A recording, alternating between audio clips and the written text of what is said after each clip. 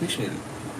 Is everybody here for the simultaneous sip, which is 1 hour delayed, and damn it, it's the best I could do today. I know you hear the crying babies outside, which are not crying babies, they're some kind of weird bird. There they are, screaming birds, you got it. You got it.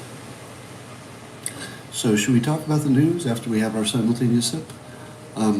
Sorry to say that this is the vacation version of the simultaneous sip, and that means paper cup.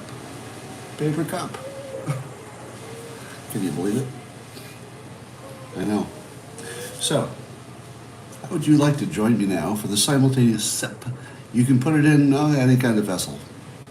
That's the vacation version, quick version. And you ready? It's the dopamine hit of the day. It's the thing that makes everything better. Go.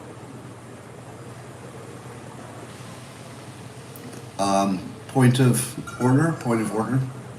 I'm asked in the comments on YouTube if it would be okay to have a cold cup of coffee. Well, if that's all you have, yes. But I would consider it respectful to the rest of us if you would be prepared next time. Sure, I'm an hour late. Yeah, that's a thing. But next week, I'll be right on time. Expect the same of you. Well, I'm looking at all the important news today, and by far, the most important story. Have you seen it? Yeah. There's a ruling in the UK. A judge ruled that calling a man bald at work is sexual discrimination. Sexual discrimination. And I have to agree with this judge. When people refer to me as bald, the first thing I think is, you sexist bastard. Why must you mock me for my high testosterone, which causes this baldness, or testosterone sensitivity, which is almost the same thing, but technically different? Huh? Why?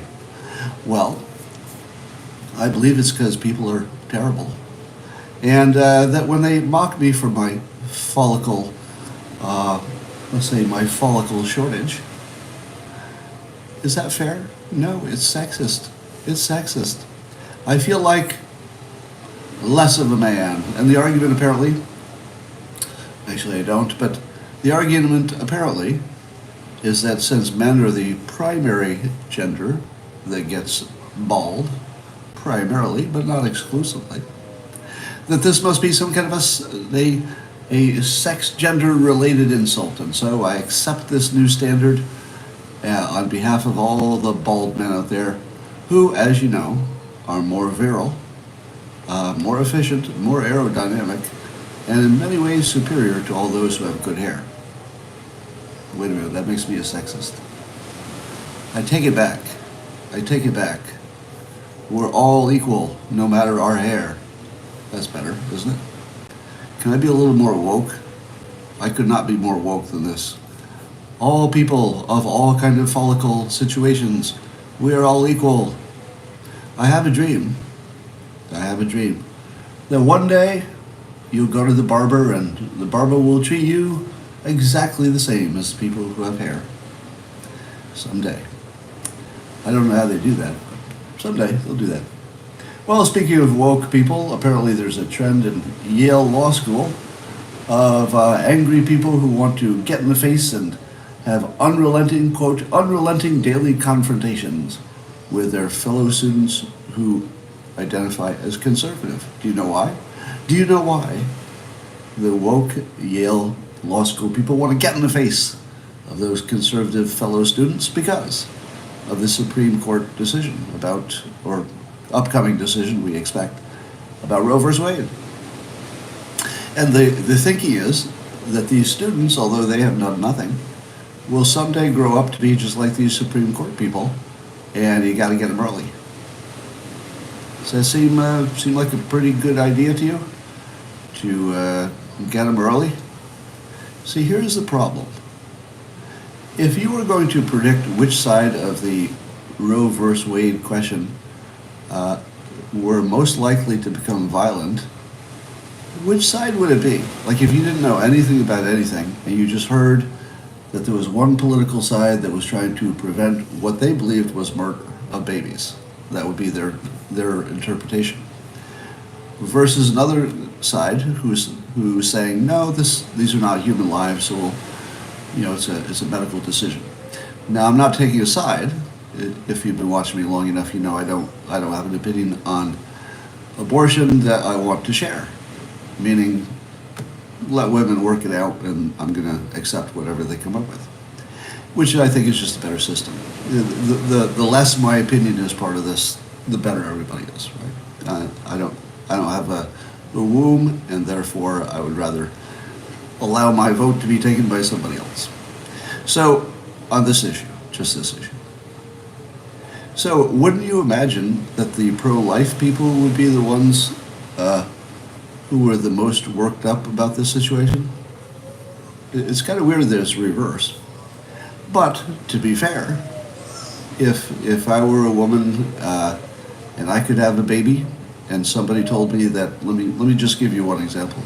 Somebody told me that if I had been raped, I would have to raise the rapist baby. Nope. Sorry.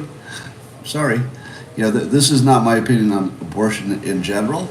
I'm going to give you a very narrow little opinion. The narrow little opinion is if I got raped and I were a woman and I got pregnant, I would want to kill that little fucking thing so badly that I don't know if I would care if it were legal or illegal.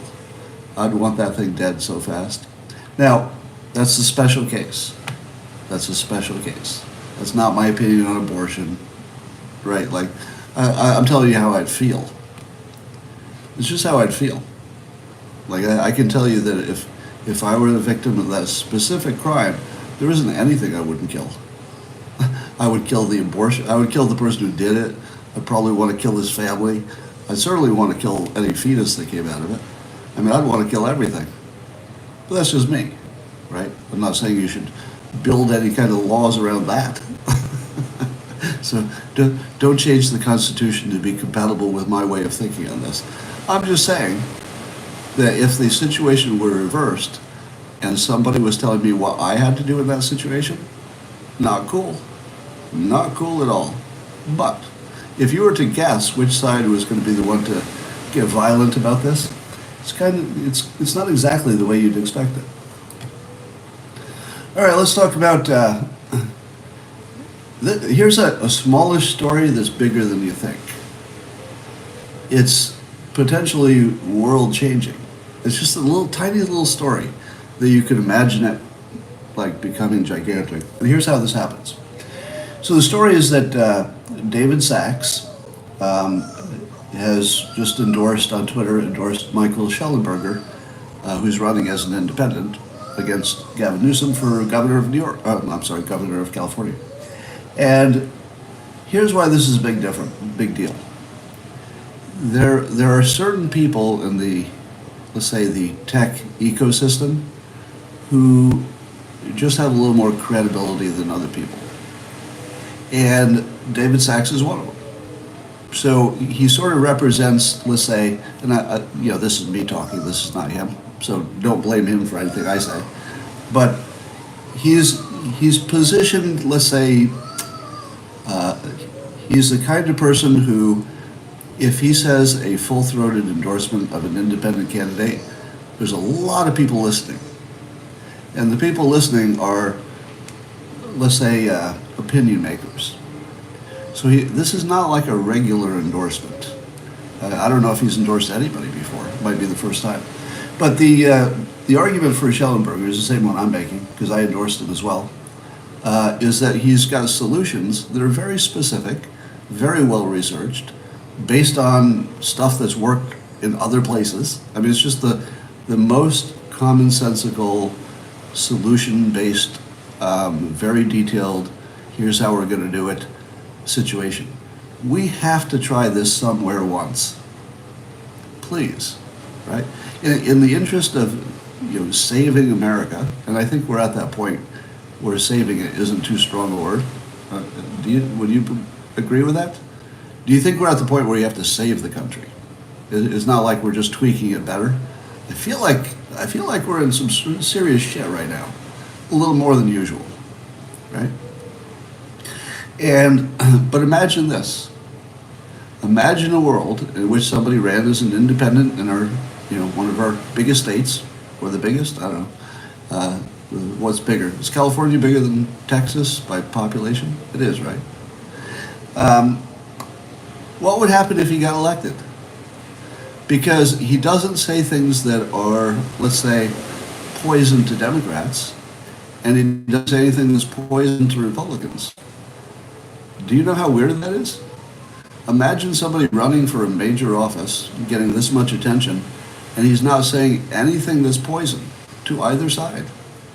He's just got solutions that he's detailing in, books, best-selling books. He's showing you exactly what he's going to do.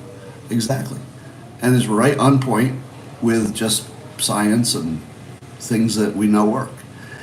So how do the Democrats say no to that? I mean, unless they're just team people, right? Now, I know, all the money suggests that Newsom will win. All of politics suggests he would win, right? So he's got the machine, he's got the money, he's got the history, the inertia, everything, basically. But what he doesn't have is a good proposition. What he's offering you is more of what you had. And who in California wants more of that? I don't know anybody. I literally don't know anybody, not one person, not of any persuasion, not one resident of California wants more of whatever the fuck we had for the last 5 years or whatever. Nobody wants more of that. Nobody. So how does a independent who is not defending either Democrats or Republicans, and by the way, has that ever happened? Has anybody ever thread that needle before? No. And I don't think people are understanding how smart you have to be to do it. If you watch Shellenberger navigate this space, he's literally stepping on all the rocks in the river that nobody has seen before. It's like he can see the rock to get across the river without getting his feet wet. And there are a lot of rocks, and he hasn't missed a rock yet. It's pretty frickin' amazing. So, and the one thing that I'm puzzled by is why the national press hasn't been more aggressive about this story. And obviously it's because the Democrats, would like to keep power. But, and they're backing Newsom, of course. But it does seem like the nature of the story is just made for the news, because it's a whole different approach, and it would be nationally transforming. So here's why it's a small thing that's a big thing. The David Sachs endorsement makes it safe for other people to do the same. Makes it safe. Because he's considered so rational and so respected in the Silicon Valley tech world anyway. People are aware of who's done things in that world. That I think he's just made it safe to back the independent. And so if you see more people of his, let's say, stature following on, this could be a big deal. And it could have influence for national elections in the future. Because it's a little bit DeSantis-like in some ways. But DeSantis goes for Republican-only solutions, right? DeSantis is a real practical guy, but he's nowhere near a Shellenberger. Shellenberger is really about the solutions, period. He really is. You can't even determine his politics from his solutions. You wouldn't be able to find it. And that's the weird part. So nobody else has ever pulled this off. Shellenberger's, he's got the best chance I've ever seen based on his campaign. All right. Have any of you seen the rumor, I think the the New York Post, I'm getting all my states wrong today. The New York Post had an article, but it's based on, rumors and blah, blah, blah. And the rumors are that Putin might have some terminal blood cancer. Have any of you read that in any other media in the last, say, day? Has anybody seen that story? I wouldn't have seen the story except it was, tweeted at me. Nope, yeah. So I'm guessing that this story has not met the test. Sounds like CIA disinformation, doesn't it? Yeah. But I'm going to stick with my earlier observation that, in my opinion, he looks like he's dying. All right. So I'm going to stick with it just because I like to follow it through. That way you can see, was my prediction good or bad? It's kind of unfair to change it in the middle. So I'm gonna stick with, I think he's sick. Maybe terminal. The terminal part, I don't, how would I know? But he looks like he's got a problem, like a pretty big one. Yeah. So we'll see. It does look like disinformation. But am I reading things right? Does it look like we must have somebody on the inside in the Kremlin? Now, we've said so, right? The news has reported that there's some kind of insider that's giving the United States and Ukraine some kind of intel. But that, too, could be CIA disinformation. Because one of the best things you could do to an enemy is tell the enemy that one of their top lieutenants is giving you secret information, even if they're not. Because then, then they'll distrust each other and everything goes to hell. So you can't trust anything about a rumor of somebody having a spy on the inside. There's nothing about that that's believable, even if it's true. It shouldn't be considered credible. But I gotta say, independent of what the news is telling us, it sure looks like we have somebody on the inside. Are you feeling that too? And the reason is because I don't think we would do the things that we've done so far unless we knew more than the public knows. We, meaning the government. It seems to me that the Biden administration has some information about Russia that we don't have. What do you think? Now, it might be wrong, it might be right, but doesn't it seem like their decisions are hard to explain without a better understanding, without them having extra information? Because otherwise it looks like mistakes. But why would it be that their mistakes have so far produced something that looks like a stalemate in Ukraine, which very few people predicted, except me, I predicted it. And if you look at the news coverage has clearly changed to Ukraine is winning. You've seen that, right? Now, can you confirm that? If you're watching the news, in my opinion, the coverage has changed to Ukraine is just winning. Now, that doesn't mean it's true. I'm only talking about the news coverage. Am I right? Are you seeing the same thing? That the news is covering it like Ukraine is winning and will win. That's different. Because it went from, wow, they're putting up a surprisingly stiff resistance, and then it went to, this is, I guess we should mention that in a few towns they took back a couple of towns. But there is still just a stiff resistance. And then you hear about some Russian stuff blowing up. Today the UK intel people estimated that Russia had lost 1/3 of its troops that had committed to Ukraine. So 1/3 of the troops that had put in Ukraine are already dead, or wounded, I guess. Now, do you believe that? Do you believe that the UK and their intelligence agencies, with all of their believability and credibility, and of course they'd have no reason to lie in the context of an active war, why would anybody lie? What? Thank you, Baron von Blair. Yeah. So, how many people think we should believe an estimate out of the UK intelligence agency during a war? Yeah, that sounds very believable, doesn't it? No. The thing that we sometimes forget is that an intel agency's job is to lie to you. It's literally their job to lie to you. They're professionals, and they do it really well. Now, their job is to protect you, right? That would be the larger job, and one hopes that they're doing it in every way that they can, and that they're really on your side. But we don't know. I mean, we hope. So, in the context of protecting you, they have every moral, ethical right to lie to you, because we kind of hired them to do that, right? To manage how we think about things. Oh, by the way, did you see I tweeted it, I think. There's a video ad, a TV ad, I think, probably on the internet too, recruiting people for the psychological operations of the United States, the PSYOP people. Have you seen that commercial? Oh my God. Oh my God. Go watch that thing.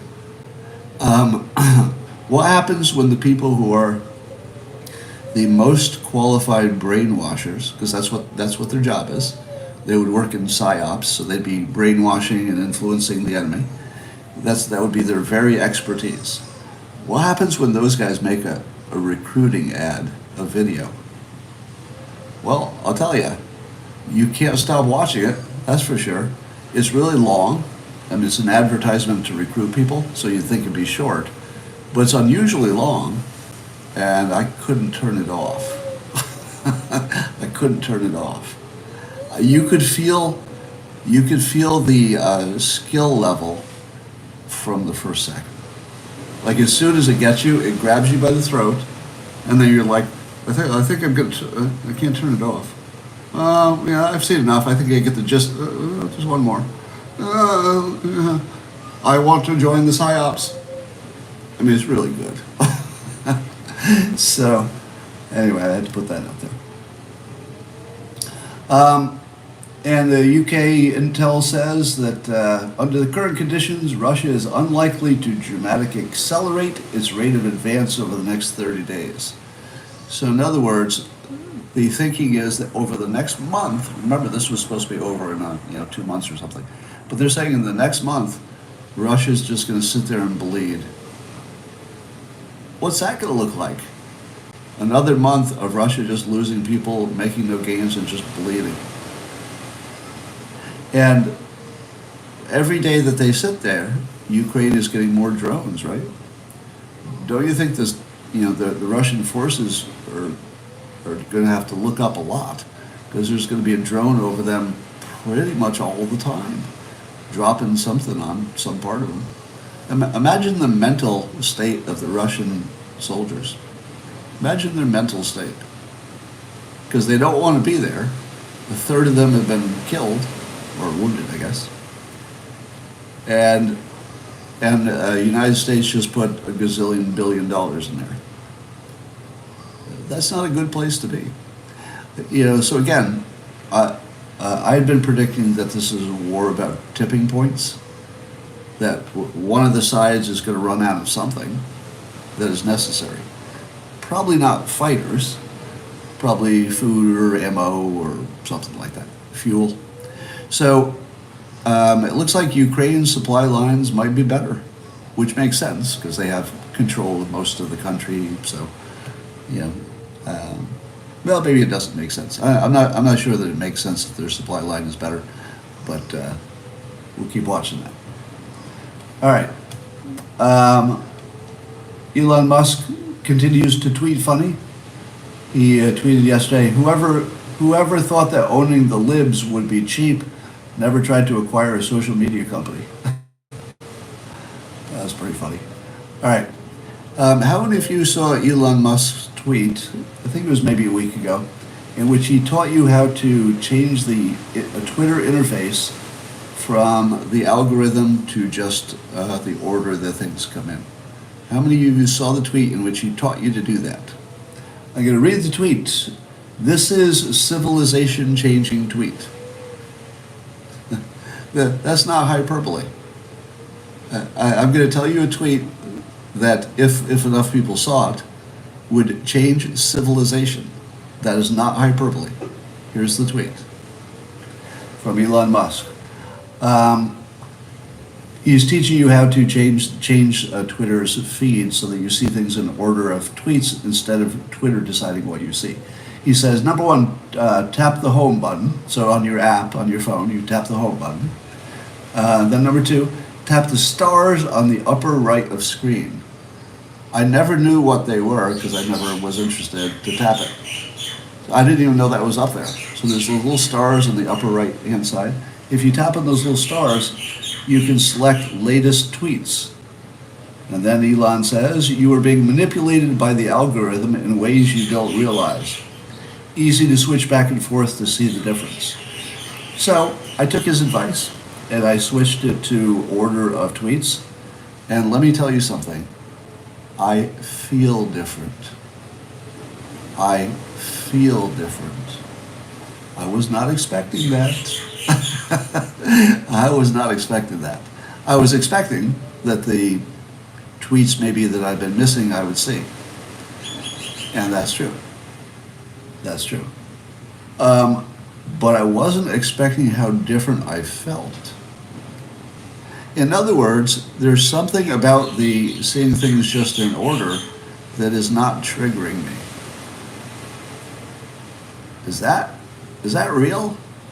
Or is that just a completely subjective confirmation bias situation? Did anybody else have that experience? It was like the dopamine button got turned off. Now it's just interesting stories. It used to make my head catch on fire every time I looked at Twitter. And now it's just interesting and informative. It really feels different. Now I'm seeing other people agreeing, but be careful because this might be just confirmation bias. We might have expected to see it and so therefore we're seeing it. I don't know if it's real, but it's been days now and I feel different when I watch Twitter.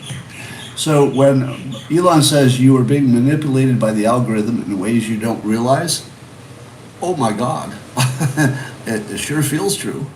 And I saw people saying today that they were seeing the tweets from the Rasmussen poll for the first time. They hadn't seen them in a long time. So Rasmussen is the one that had one of the most accurate polling histories for the political stuff. And although it has one of the most accurate records, by the way, I mean, after the fact, you can look at the predictions, you can look what happened, who got elected, and you can actually calculate who was the most accurate. And they do well no matter who calculates it. They're always in that top echelon. And apparently they had been, sort of shadow banned out of existence, even for the people who wanted to follow them. And now people are saying, hey, I keep seeing these Rasmussen tweets now. So yeah, things are different. If the only thing that Elon Musk did is threatened by Twitter, but in the process teach us how to turn the algorithm off, it would be one of the greatest things that anybody ever did in the history of humankind. Too much? Too far? No, I'm going to say it again. I'm so proud of it. If the only thing Elon Musk did is he never bought Twitter, but in the process he taught you how to use that menu choice to turn off their algorithm so it stops brainwashing you, it would be one of the greatest accomplishments in humankind. Because he would have freed your fucking brain from jail. That's what just happened. He freed your brain from jail. Yeah, think about it. Think about it. Name something that was bigger than that. What did you care about more, inflation or freeing your brain from jail? Well, inflation's pretty darn bad, but I'd rather my brain freed from jail, honestly. So, that is one of the biggest accomplishments. Now, not enough of us know to push the button, so it's not big yet. But hypothetically, if he could free your brain, it would be the most important thing that's happened in a long time. How many of you are watching this story about the Buffalo mass shooter whose name, let me check his name, Jerky McFuck Asshole, I think that's his actual name. Because when they do these things, they like to become famous. So that's why I like to use his name. It's Bob Jerky McFuckface, I think was his name. So remember that. He needs to be famous. So Jerky McFuckface, apparently he's a white guy and he watched Tucker Carlson show and he shot a bunch of mostly black people in a grocery store. And he seems to be a bad person, as in clearly racist. Apparently his social media shows a lot of racist stuff. Now, I'm watching the left go crazy, and here are the things they're saying. Number one, he must have been influenced by Tucker Carlson to do this. Now, I don't watch Tucker Carlson every day, but I've seen his show a lot. And there's one thing I've never seen on Tucker Carlson's show. I don't believe I can think of one time when Tucker Carlson said, those American citizens, damn them. We sure need fewer law-abiding American citizens. Is that what Tucker has been telling people on the shows that I don't watch? Because all the ones I watch, he says he's in favor of law-abiding Americans of all types, every type. Law-abiding, every type. Totally in favor of all law-abiding Americans, black, white, male, female, all of them, every one of them. I'm pretty sure he's in favor of anybody doing anything that's legal. He might not do it himself. Maybe he would advise you not to. Maybe he would advise you to ignore their advice. But I don't believe there's ever been a time when Tucker Carlson said, those law-abiding Americans of a different type, there's something wrong with them. Got to be killed. Nope. Now, you could argue with Tucker Carlson's opinion about illegal people, right? If you don't like his opinion about illegal immigration, well, that would make sense. But Tucker Carlson is not in favor of shooting Americans. Am I right? And yet the left has somehow imagined that the guy who would, well, let me put it in starker terms. If Tucker Carlson had been in the grocery store and armed, one assumes that he's at least in favor of the Second Amendment. I don't know if he carries a firearm. But if he were armed, and if he were in that grocery store, you don't think he would have taken out the shooter because he was white? Do you think he would have said, oh, normally I would jump into action with my legal firearm to stop this mass murder, but I noticed the shooter's white, so guess we'll let this one ride. Do you think he would do that? Seriously. I mean, how stupid do you have to be to think that someone who's 100% consistently in favor of legal, law-abiding Americans would somehow inspire someone to go kill legal, law-abiding Americans? That's pretty far away from what his message is. But the left needs some way to make this all political. Now, there's definitely something going wrong with how he was activated by let's call it right-leaning, extreme right-leaning politics, I guess, which is very different than right-leaning politics. In the same way, the progressive extremists are different than normal Democrats, right? So then the other big issue is that he, like many of the white mass shooters, he was captured alive. And there appears to be some kind of trend of black mass shooters being murdered even when they're surrendering. How much of that is real? Now, I am in favor of when you observe what you believe to be a pattern to call it out, especially if it looks like a pattern of discrimination. But you have to be careful whether your data is accurate. Jenny Brown says, let me talk to Jenny.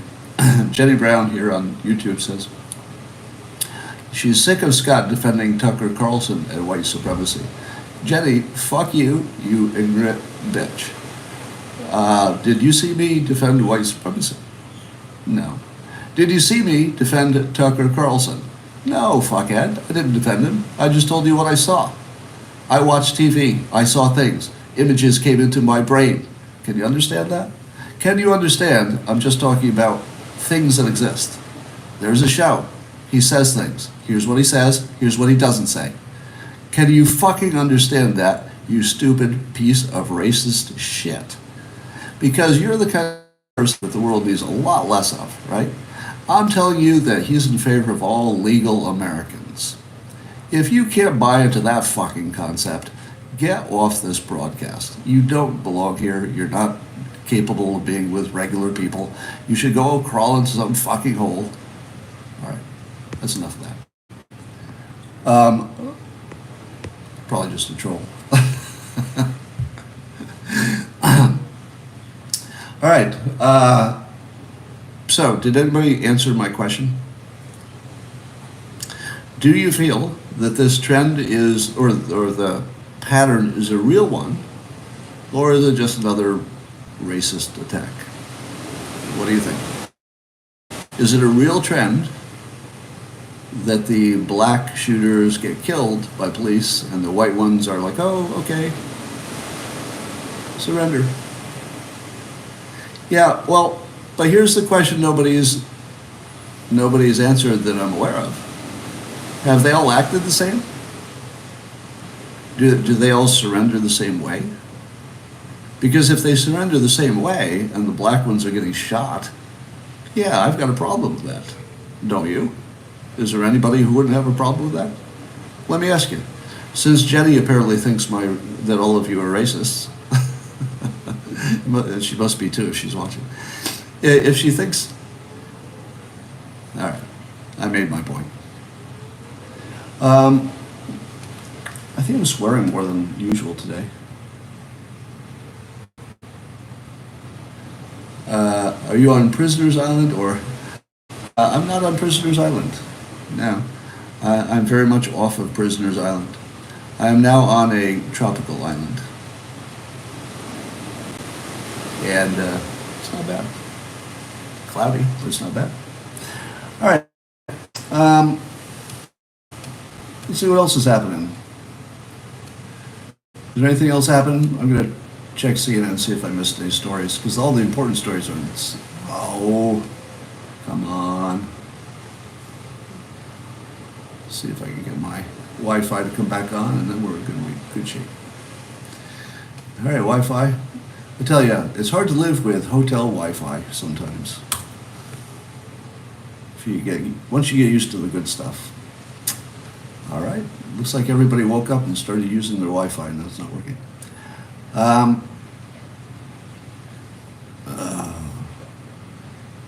All right, news. Yeah, I'm not going to talk about this shooter anymore. Are you okay with that? Is everybody okay that we're... everybody's okay that we're not talking about him, right? All right. Here are headlines on CNN, which really tells you a lot. California's in a water crisis. Officials are focused on the wrong problem. So even CNN is criticizing California's water shortage.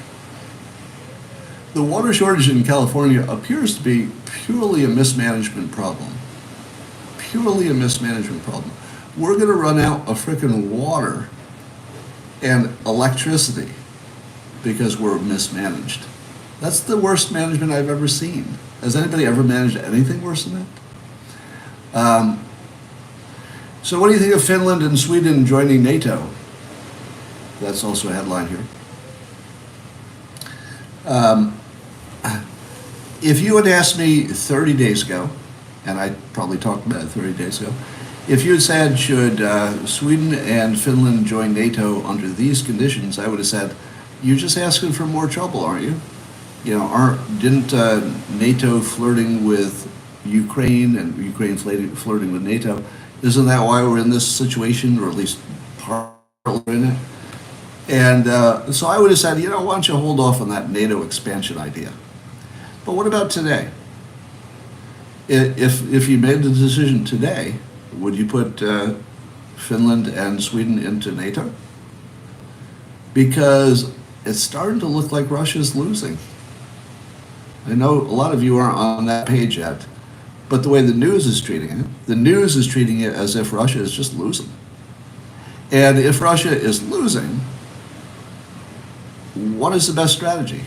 Do you just keep the pressure on until they lose bigger? Because that looks like not a bad strategy.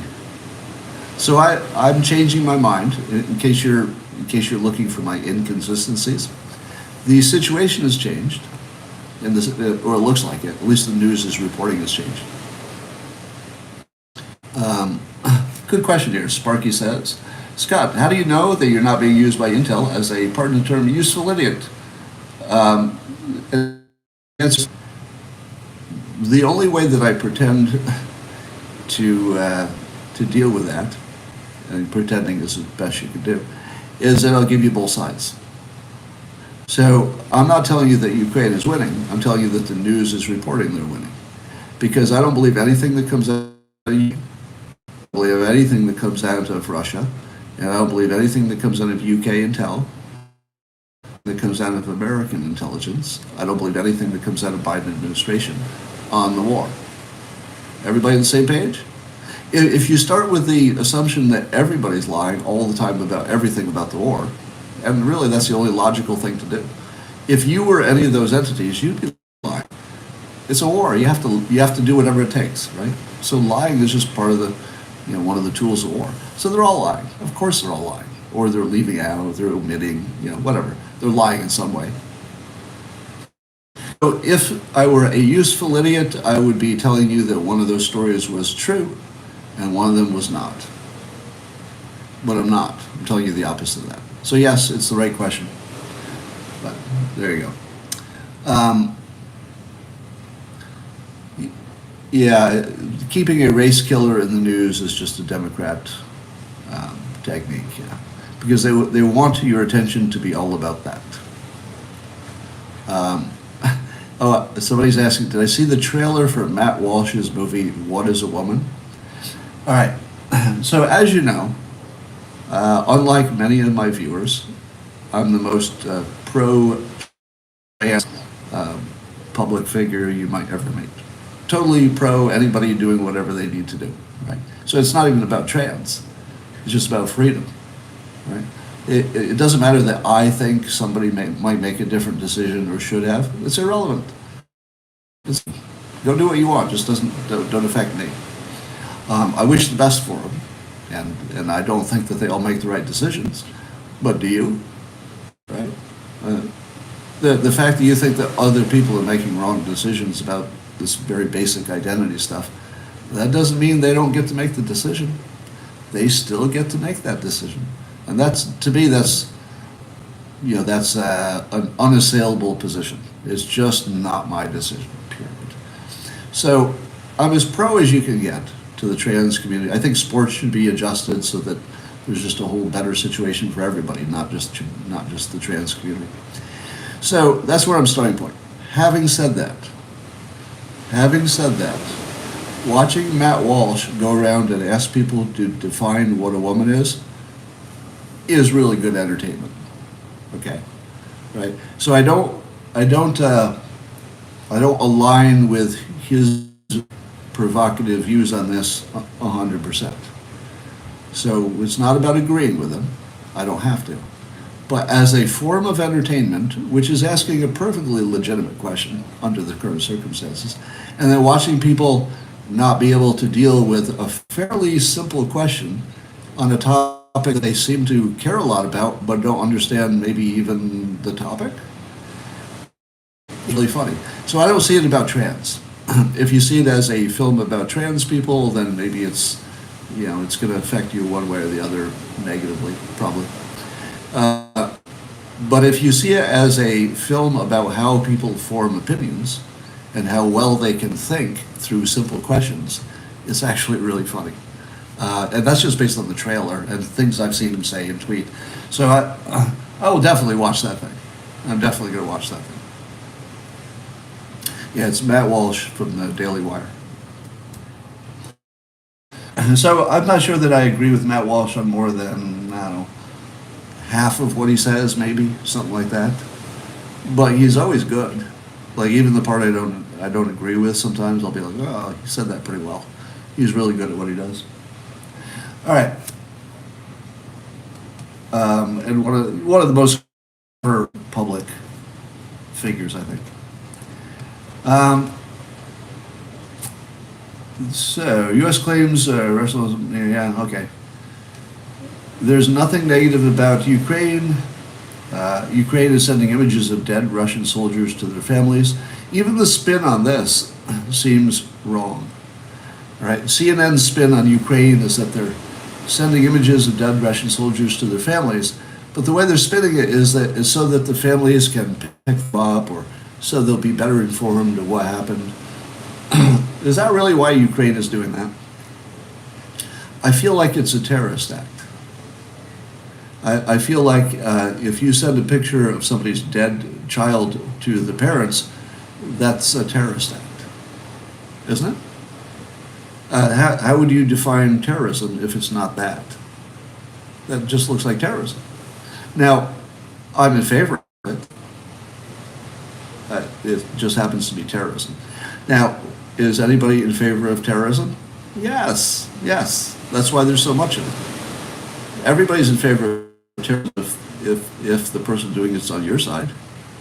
If the United States got conquered by, I don't know, let's say China, and there was some American who got into Beijing and started terrorizing Beijing while we were being oppressed, I wouldn't be opposed to that. Yeah, it's a war crime. But if they're doing it on your side, it doesn't feel like terrorism anymore, does it? Look at the, well, I'm not going to go there. I was going to say the formation of a popular country. There was some terrorism. So we judge terrorism differently depending on whose side it's on. All right. And everything about that shooter, we don't care about that. Melania Trump teases a second term as first lady. Interesting. If Melania is down for a second term, that means Trump is definitely down for a second term, doesn't it? Because I don't see Melania teasing about that unless she was sort of down to do it. Very interesting. GOP governor says that rape victims should have to carry a baby to term. Such a losing argument, I'll tell you. Separate from what is right or wrong, it's just a bad argument. If you're trying to get elected, it's a really bad argument. Let's see. Which governor is that? GOP governor. Which one is it? Let's see who would say such a silly thing. Now, how many of you agree with that, by the way? Because a lot of you are on the same page with it. That he will call Republican of Nebraska. Republican Governor Pete Ricketts. Total ban. Now, of course I can understand it. Of course I understand why a pro-life person would just be pro-life permanently. So in terms of morality, I would say that would be the most highest moral opinion. So if you were going to say this Republican governor who says there should be a ban on abortions, including rape, I would say he is taking the highest moral stand by his assumptions that the child is alive and it's a human life. So you can't argue with that part. But morality has a little bit of wiggle room if you define it as not being a life, which many people do. Yeah, the moral standard goes both ways. Because if you define it as not yet a life, then it would be highly immoral to force someone who is alive, the mother, to do something this radical for something that isn't alive, if that's what your assumption is. So since the only question is whether it's alive or not, don't you get down to the, by the way, there was, I saw a lawyer, it was a woman who was arguing that the First Amendment is how you protect, the First Amendment would be how you protect, in other words, freedom of religion, is how you protect abortion rights. Let me try this argument out on you. This is not my argument, right?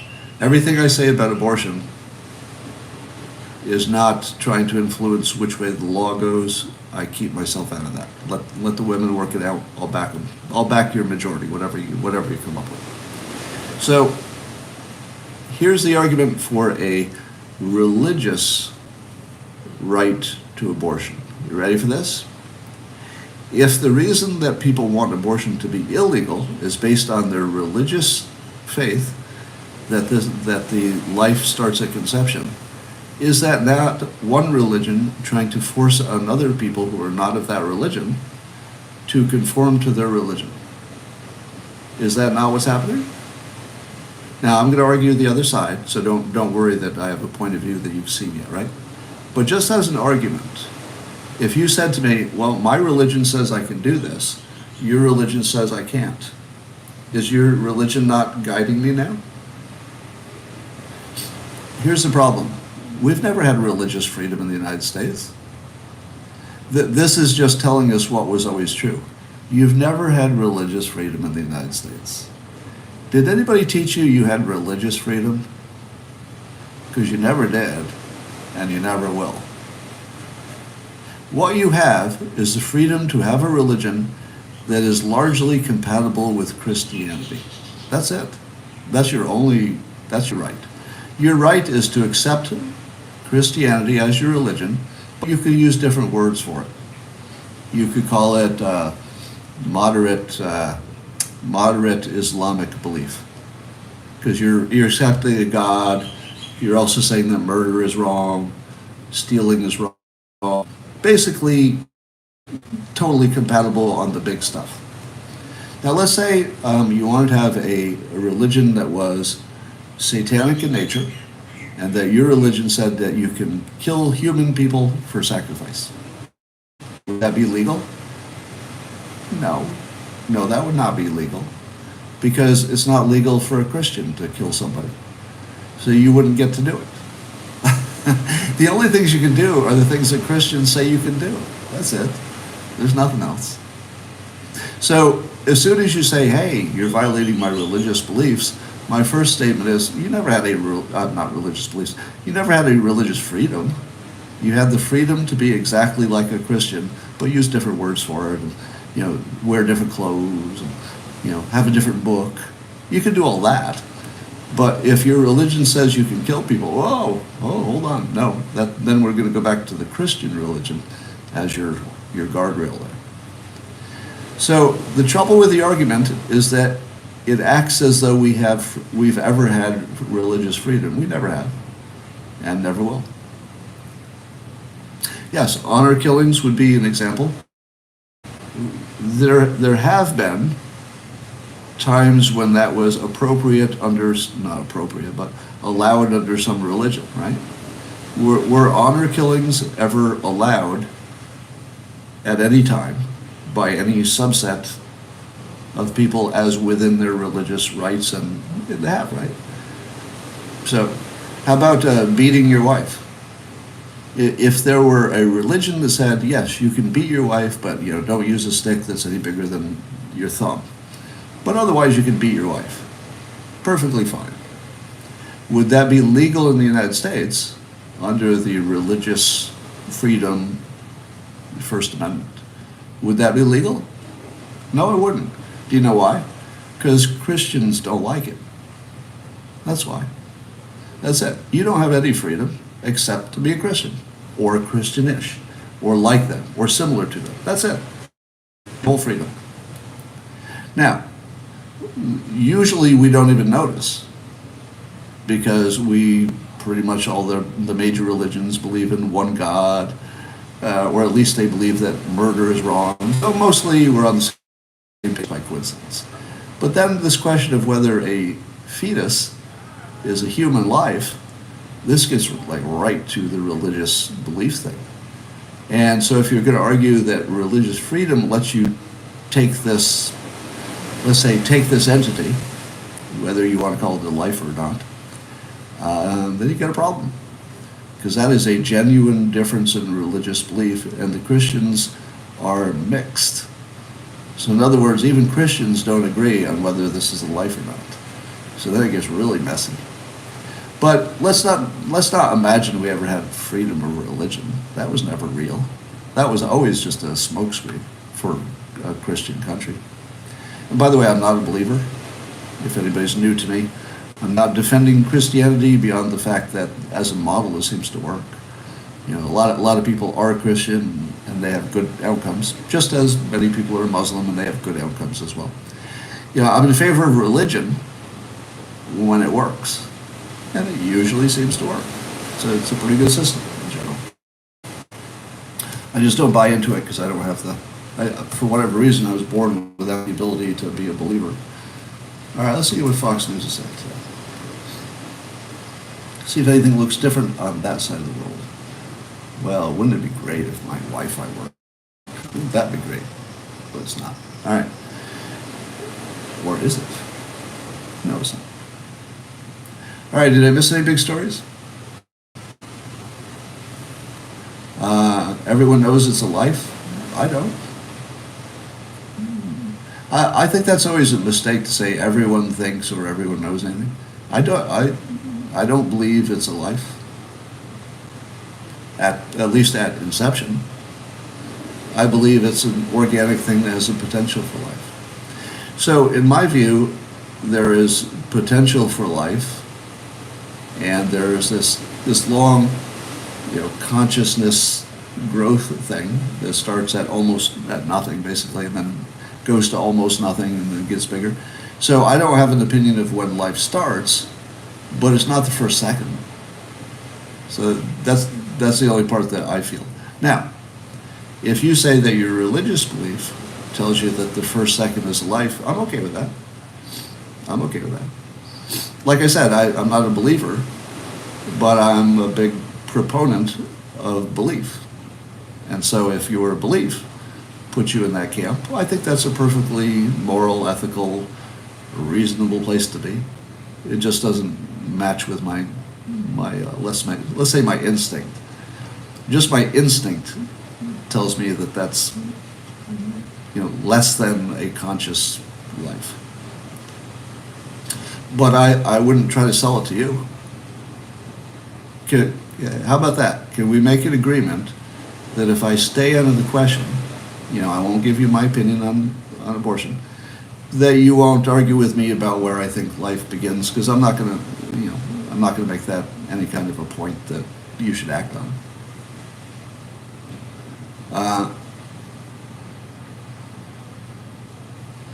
Yeah.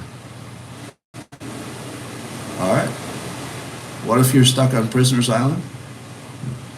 How many of you are on Prisoner's Island right now? If you don't know what that means, it means that you're in a bad situation, but you're going to win. All right. The worldwide child hepatitis, I've not heard of that. It is not on the front page of my news sources. Now you're talking BS. I don't know which part.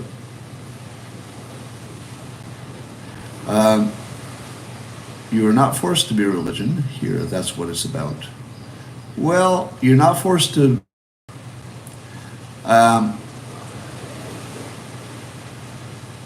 let the local voters decide when life begins. Well, that would certainly be a political way to take care of it, but it certainly doesn't change the way people feel. Scott, gay marriage is recognized even though it is anti-Christian. No, it isn't. No, it isn't. Because Christians say it's not anti-Christian. See, if all the Christians were on the same side, then I'd say, oh yeah, there you go. There's a case of doing something that's not Christian. But Christians believe that same-sex marriage is okay. Not all of them. So that would be not a case of being against Christianity, because Christianity doesn't have a decision on that. It's a mixed bag. All right, and that is all for now. The White House is lying about baby formula. The whole baby formula story I've been uninterested in because it all looked like bullshit to me. Do you remember those big pallets of baby formula? I saw somebody trying to debunk that as fake news. I don't know what part was fake. But I feel like the whole baby formula thing is, the factual part is so murky. I don't know what's going on there. But here's a question. Can babies only thrive if they have this special kind of baby formula? Let's say they don't have an option of nursing in the natural way. Is there only one way to feed a baby? Like you can't take ordinary food-related things and grind them up into something that's liquidish and has age matters. Age matters, not for the first few months. So you're saying that if the first few months, that if a newborn didn't get human milk or formula, that there's nothing you could feed them to keep them alive and thrive, let's say healthy and alive. You can't do that? I mean, it must be true that you can't do that, or it's hard to do it. Not a newborn. Interesting. They'll suffer later in life. Okay, well, learning something here. All right, I guess I'd have to be more educated on this topic, but there's not much to say. It seems to be some combination of bad management that got us to this point. But I think we'll fix it. There were a lot of infant deaths pre-formula. Okay, interesting. All right, well, that's all for now. And I think we're going to turn off the YouTube feed. We'll talk to the local subscriber here a little bit more. And I'll see you tomorrow. I think I'm going to try the same time tomorrow. So just while I'm traveling until Thursday next week. We'll be an hour later.